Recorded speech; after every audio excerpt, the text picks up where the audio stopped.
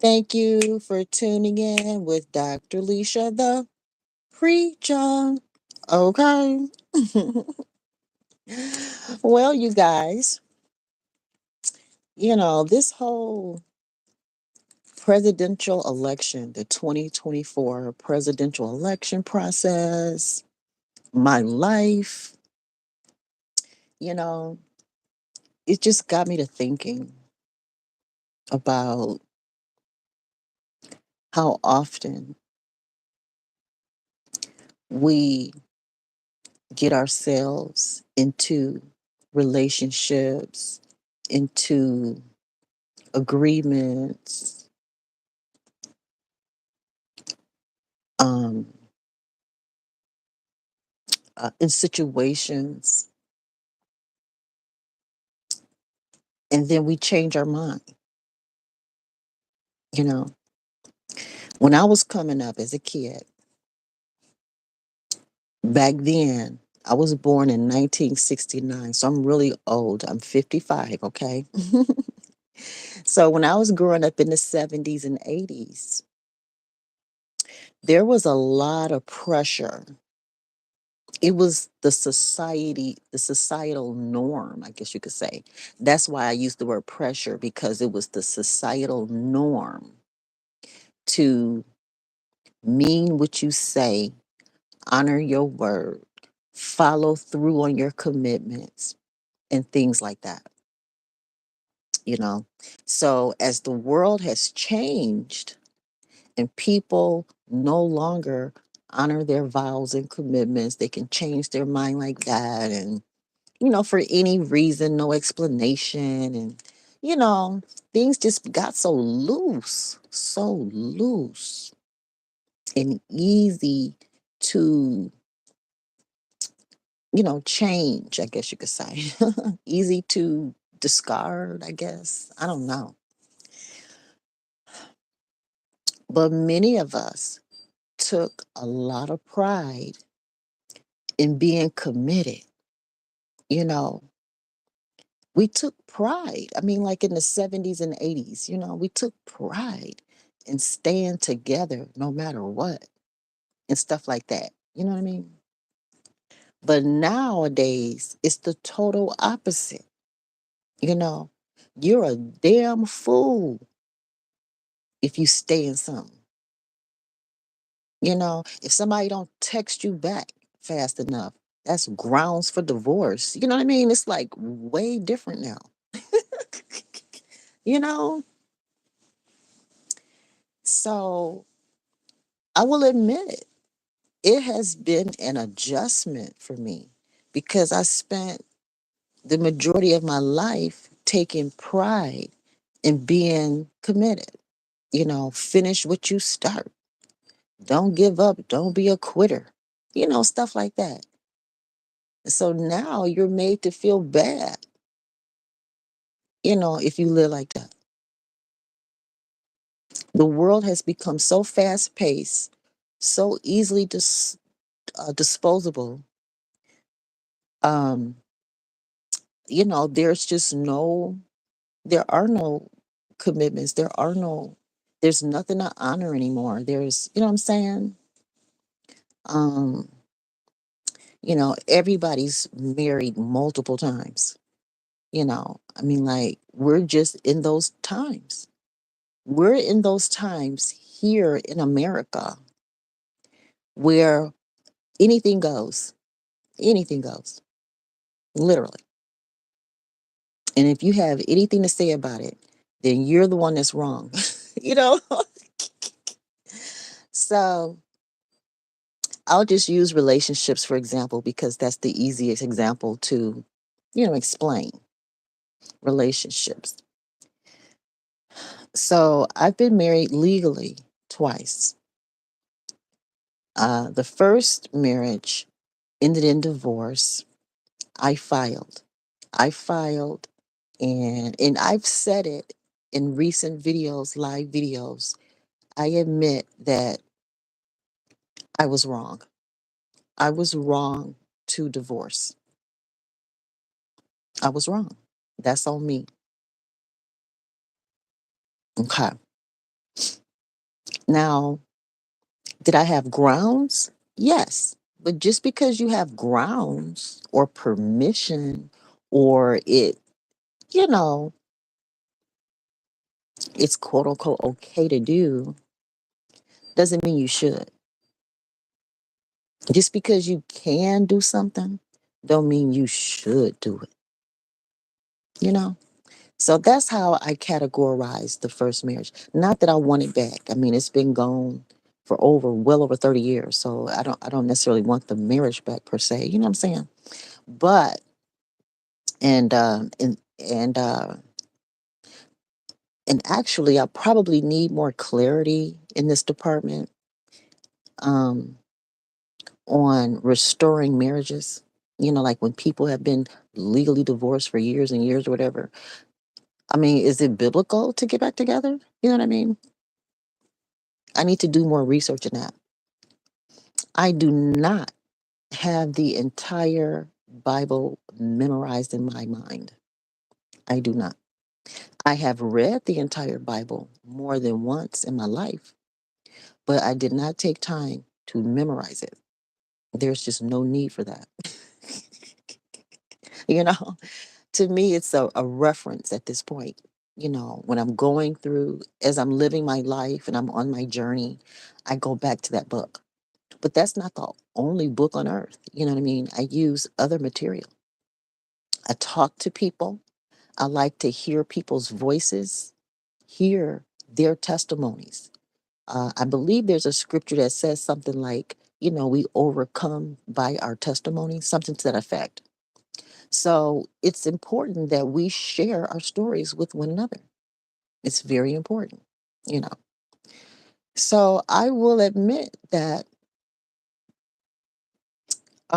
okay, so entering the second marriage, he was selling the traditional ticket all the way, and I was okay with it. He sold, let's live a traditional life. He did not believe in divorce at all. And that was fine because, I felt like he was the one. So there was no need to think about divorcing, you know? But halfway through the marriage, he changed his mind. He changed his mind. And at that time, there were no grounds. There were no grounds for the mind to be changed. There was no infidelity that was obvious or no proof of anything. I hadn't done anything. But to me, I could tell that he was doing some stuff. I could tell. But again, no evidence, no proof. I'm not even looking for any. Again, divorce is not even on my mind. Nowhere near it. So whatever we're going through, we're going to get through it in my mind. Based on his his mind was no divorce, no divorce. So there's not going to be one. I was happy with that. I was content with that. But around year 15, 16, without any evidence of anyone cheating, there was no reason to suspect me of cheating, nothing at that time. And I only suspected that he was cheating, you know. I knew that he was in love with someone else when he married me. I knew that he wanted to marry somebody else, but she didn't want him. She didn't want him. I mean, you can't make somebody want you. But so again, um I didn't understand the extent all that was, what all that included until after I said I do. After I married him, then I realized the extent that this other woman, how she was in our life. He didn't tell me that before we got married, that the woman that he really wanted, was going to be in a part of our life. She was a part of his family. I did not understand that, but whatever. We're here. Here we go. you know. So halfway through the marriage, I realized that, he's this, you know, and he was like, I regret all this and I should have never married you and, and all this kind of stuff. So whatever. Um, so again, do people have the right to change their mind when it comes to legal marriage? You know, especially when you have the Lord in your life and you get married in church and all that kind of stuff, you know. So of course everybody today is gonna say, hell yeah, you got the right change your mind. You ain't gotta stay with nobody and blah, blah, blah, blah. I understand that. That's why I'm not gonna remarry. I will not. I'm 55. I put in 32 years. I have no desire to remarry because people have the right to change their mind today with ease, and everybody's cheering you on to do it. So there's no point. There's just no point because everybody has the right to quit and are encouraged to. It's the norm now. It's normal, whether you get married or not, to just bail on a person because you feel like it, because you change your mind, you know, whether you have good reason or not, it don't even matter. It don't matter if you have good reason or not. It don't matter if somebody don't want to be with you, fine. But my thought is, once you do get married, you all spent however amount of time, money, energy to get married. Once you do,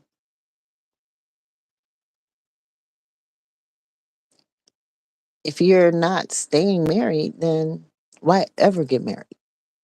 Why ever get married if you're not going to stay married?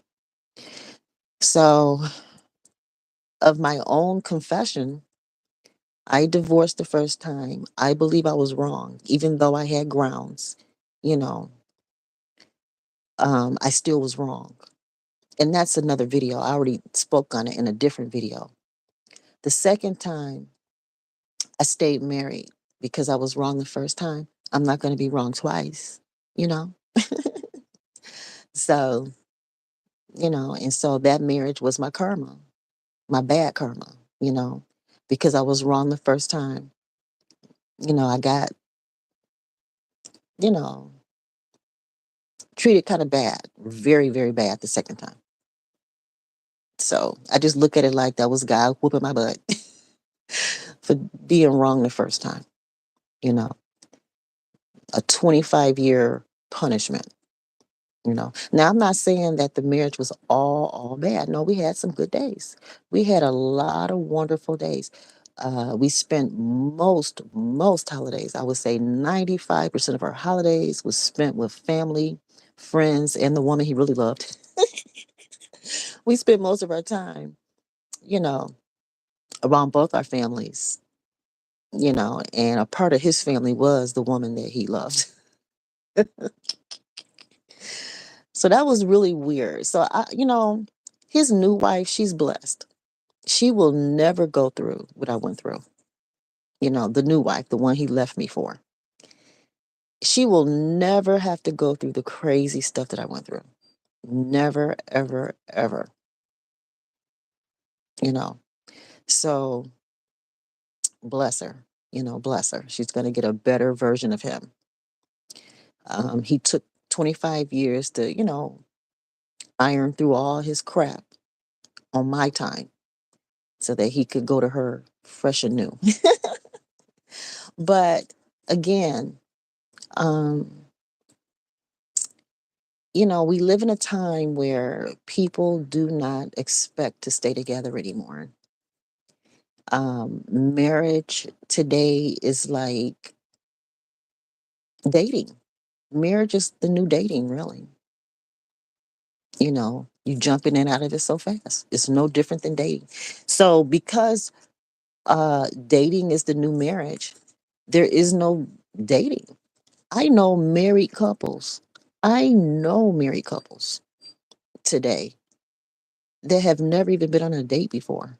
They are legally married, got kids, and all this kind of stuff, and have never even really been on a date. Never go out to dinner, never go to the movies, never go do anything, have fun. You know, it's just all responsibility, responsibility. And then one day you just get mad enough at each other and split up. And everybody say that's the right thing to do. Don't stay in nothing toxic and all this kind of stuff. You know, so it's very, very disappointing. And again, I'm involved. You know, or was involved. But now that I'm divorced twice, I have no desire to get back out there and go through all that again. I think it's best for me, maybe not for you, but for me to stay solo, keep my legs closed, and just have friends. Have friends. I think that's the best way to do it for me at this point. Because I really do expect for legal marriage to last. I really do. And just for those who want to know, well, why did you leave your first husband? Well, um, he was not monogamous. He was the kind of man that enjoyed his women. He had to have them. Our dating life was like that, and our married life was like that. There was like an unspoken agreement. It was an unspoken agreement. We never really sat down and said, okay, well, you can just, you know, be with who you want, and I'm just going to stay loyal and faithful and, and committed. We never said it, but it was just understood. But once I had babies,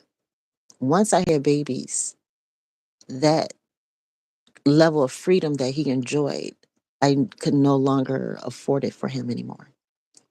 I began to feel cheated, you know, and there was nothing in place in my life at church, among family and friends, that could help navigate me through what I was feeling. You know what I mean? And it was deeper than feeling. I mean, it was an actual,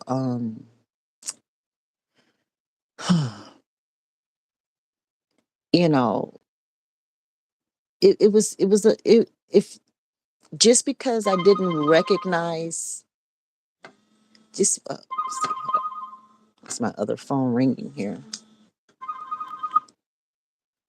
Okay. Hopefully that stops it. Yeah. So just because I didn't recognize him being with other women as cheating me or betraying me, I didn't recognize it. I just enjoyed him so much. I enjoyed hanging out with him so much. We were friends, you know. Some friends don't need to be married, they just need to be friends, you know. So, but anyway, but once I had the kids, him not being at home felt just horrible. It just felt horrible. That's all I could say. And the only thing I could do was just continue to talk to my pastor about it. And one day he, agreed that I should divorce. I talked to him about it and he gave me permission. I was like, what? Because that particular denomination, Pentecostal Apostolic, they just don't be letting women get divorced. Now, you can go and get divorced without a pastor, of course. You don't need permission, but, legally. But in the faith realm, in the spiritual faith realm, you are to get permission from God. If God don't free you, then just how free are you? You know what I'm saying? So, but anyway, that's the wrong part. Just because a pastor approved it doesn't mean that God approved it. Two different things. You know, he didn't want it. He didn't want a divorce. He wanted to keep me, the family, and the women. He wanted it all. And one of the women, but after I moved out, I mean, as soon as I moved out of my house, our marital home that we owned, we had a VA loan for. He moved one of the next women in immediately. I mean, like within weeks, this woman was living in my home. So he was getting like deep with these women. He wasn't just having sex and leaving. You know what I mean? He wasn't just having sex and leaving. He was like in relationships with these people to the point where one of them was able to just replace me like bam, no time. within weeks in my house having babies and stuff. So, maybe God was involved, but a part of me feel like, I'm sorry, y'all, I'm sucking on a mental. um, a part of me feel like, yeah, I should have left. Yeah, and I did, and I don't necessarily regret it per se, but I can see where I was wrong. You know what I mean? You know how you can be right about some things and wrong too? You know, two things can be true at once. And then the second time, he may feel like, he had every reason in the world to leave me. I didn't cheat on him, during the time that he decided he didn't want me no more. We didn't have an open marriage. But once halfway through the marriage, he decided, I don't want you no more. I regret this. I should have never married you. I should have divorced you. All this kind of stuff much sooner and all that. Then, we opened up the marriage. We opened up the marriage. Yeah. I mean, like, what are you supposed to do then? So again, you know, we live in a world where we all take so much pride now in having the right to quit, having the right to go, having the right to, you know, pursue happiness, whatever happiness is, pursue it over and over and over with as many people as we want. You know, there's just no limit to this thing, no limit. So I just wanted to come on and just kind of talk about that. Oh. And then I heard a video about Madam Harris. I don't know if I'm saying her name right or not. I don't know. I say Kamala. I don't know if it's Kamala or I don't even know what else it could be. Kamala or Kamala. Kamala. Anyway, um, with Madam Harris, I heard a video saying that, and I don't know, allegedly she's accusing her loss or saying that her loss is due to her husband. Her husband's bad reputation of being a homewrecker, cheating on his first wife, and with a school teacher, a nanny, and having domestic violence with an ex-girlfriend and all kind of stuff. Her husband's bad reputation may have influenced her loss. And I would say between her own reputation and his may have played a factor in it. Not just his, because, she has history too. And she the one that picked him. She picked a man like this. You know, she ran for president with this type of husband on her arm. That's on her. You know, the games that men can play in the world, like for example, Trump won. He won. He's known to have cheated on wives. He's known to, he's, well, a felon and all this stuff, right? But he still won. Those are not the kind of things that keep men from being in leadership, but it's truly the kind of stuff that keep women away. Women can't live like that and get to such positions. You know, Hillary has been married to the same man the whole time, and no one's ever heard of her doing anything. And she did not get elected. She actually stuck by her man who was caught in the Oval Office with his pants down. You know what I'm trying to say? So, the game is different. It's different. So she can't just blame her husband. allegedly. You know what I'm saying? She has to take responsibility too because she came in politics as a married man's girlfriend. So again, we just live in a whole different time, a whole different time. And I'm not complaining. I'm adjusting. I'm adjusting to these times by staying solo this time. Because even after the second marriage, I considered a relationship or two even after. And to me, even the two people I considered were decent people. They were good people, but they just don't want to be committed. They're where I'm at. You know what I mean? Have lived enough life, have seen enough changes in the world where they're like, I can't do this legal marriage thing no more.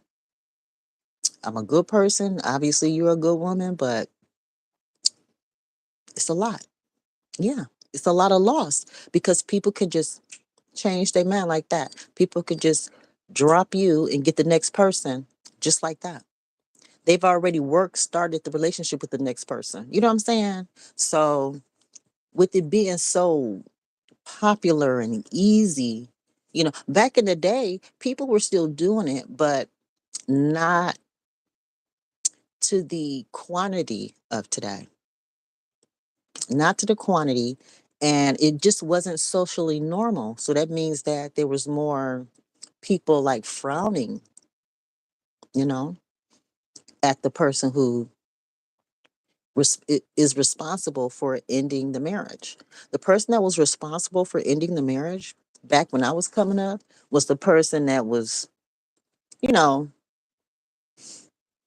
shunned by everybody else. It's the opposite now.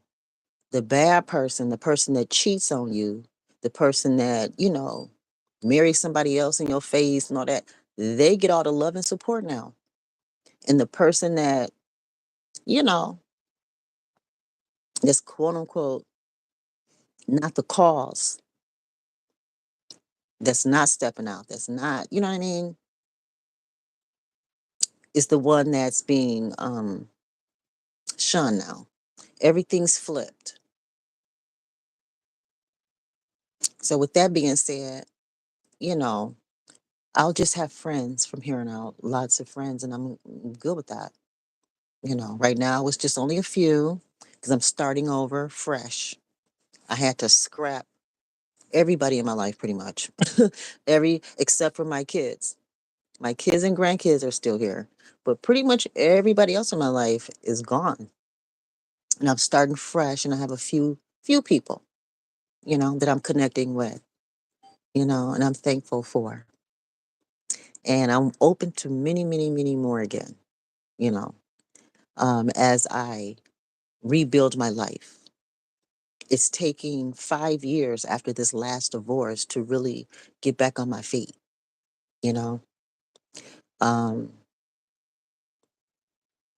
and it just is what it is. But I do like the way life was back in the day compared to now. I do. I do. I liked it when people got married and expected to be married, expected to stay married, willing to, hang in there with each other, really work on it, you know, because I don't like it when kids are involved and people are breaking up over the smallest things. And then,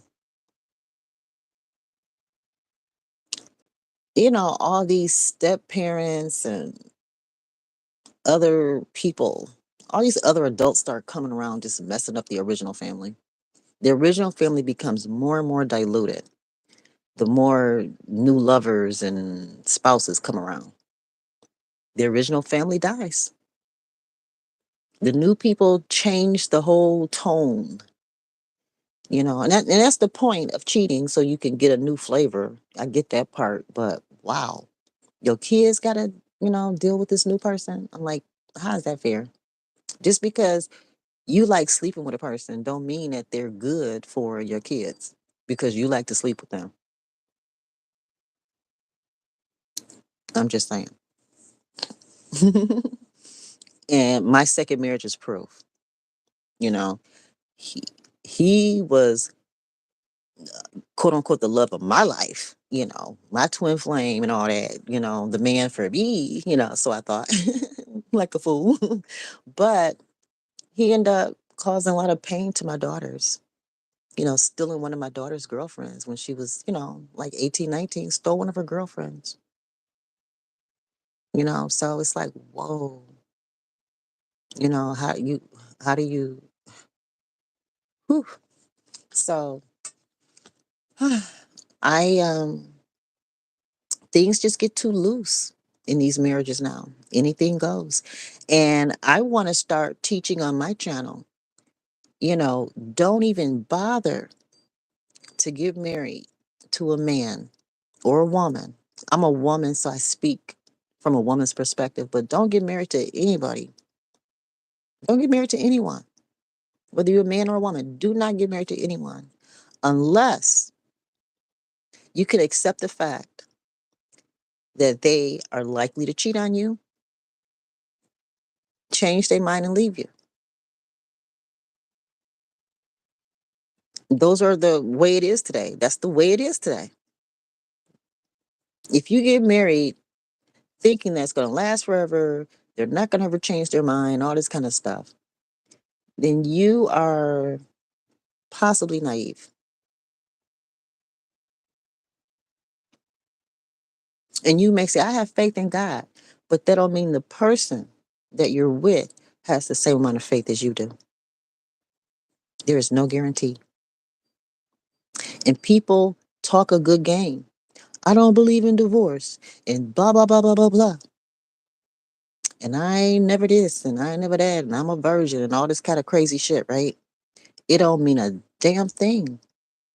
They can still change their mind on you, renege on you, and leave you hanging and try to run off with everything. They will. It can happen. So only marry people that you are willing to go through whatever with, no matter what. Don't go in thinking that I'm marrying this person because they perfect for me. They love the Lord. They don't do no wrong. You know, okay, they may make a few mistakes here and there, like accidentally leave the toilet seat up. No, there's so much more that a person can do to you than leave a toilet seat up. So much more. We're talking way bigger stuff than leaving toilet seats up, okay?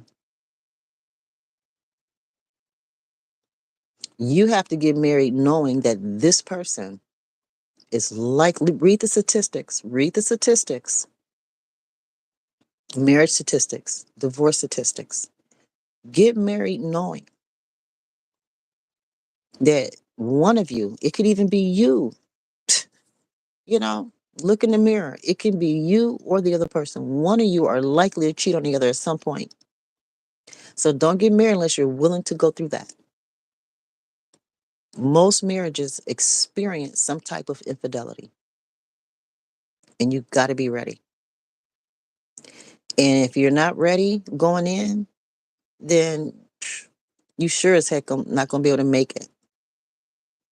You're not going to be able to make it.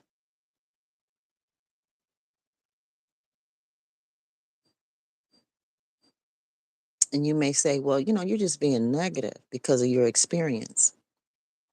It's not just my experience that I'm going by. I'm going by a whole lot of people's experience. A whole lot of people in the church. Let's not even talk about people outside the church. Let's talk about people in the church, whatever that means to you, in or out the church. We won't debate about what that means, but everybody knows what it means to them. Okay. So people that are married in the church, there's a greater expectation on marriages. compared to people outside the church. Although people outside the church, their marriages last forever. You know what I mean? They can last forever. They go, whether you're in the church or out the church, you're gonna go through the same shit in marriage. You're gonna go through the same stuff.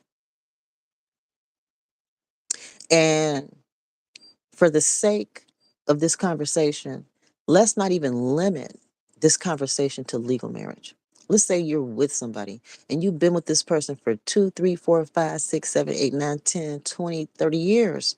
Some people be together that long, have children, never get to the legal stage, but you're still going through the same process. Whether legal or not, you're still going through the family life. You're living life regardless.